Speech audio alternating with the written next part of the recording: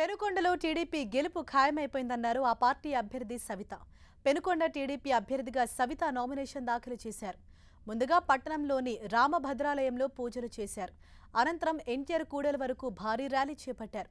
పరిగి, రొద్దం, సోమందేపల్లి, గోరంట్ల, పెనుకొండ మండలాల నుంచి భారీగా ప్రజలు తరలివచ్చారు. ర్యాలీ అనంతరం ఆర్ఓ ఆఫీసుకు వెళ్లి నామినేషన్ దాఖలు చేశారు సవిత.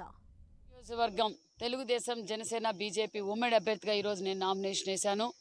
అది నామినేషన్ కార్యక్రమం లాగా లేదు, విజయోత్సవం కార్యక్రమం లాగా ఉంది. ఎందుకంటే అసలు ఊహించకుండా ఊహించని జ్వనం వేలాది మందిగా స్వచ్ఛందంగా రావడం నిజంగా నాకు చాలా ఆనందం అనిపిస్తుంది. తరలి వచ్చిన ప్రతి ఒక్కరికి పేరు పేరున ధన్యవాదాలు కూడా తెలియజేస్తున్నాను. ఎందుకంటే తెలుగుదేశంలోనే అభివృద్ధి జరిగింది, జరగబోయేది కూడా తెలుగుదేశంలోనే అనే విషయం పెనుగొండ నియోజకవర్గం ప్రజలకి, రాష్ట్రానికి అర్థమైపోయింది. ఎందుకంటే రాబోయేది తెలుగుదేశం ప్రభుత్వంలో నేను ఎమ్మెల్యేగా మా నియోజకవర్గానికి రూపురేఖలు మారుస్తానని కూడా తెలియజేస్తున్నాం. ఎందుకంటే ఈ ప్రాంతానికి ఉపాధి చూపించిన ఘనత మన చంద్రబాబు నాయుడు గారు. ఈరోజు తాగునీరు కావచ్చు, సాగునీరు కావచ్చు, ఇంకా ప్రతి చెరువుకి సాగునీరు అందిస్తాం, ప్రతి ఇంటికి కుళాయి అందిస్తాం.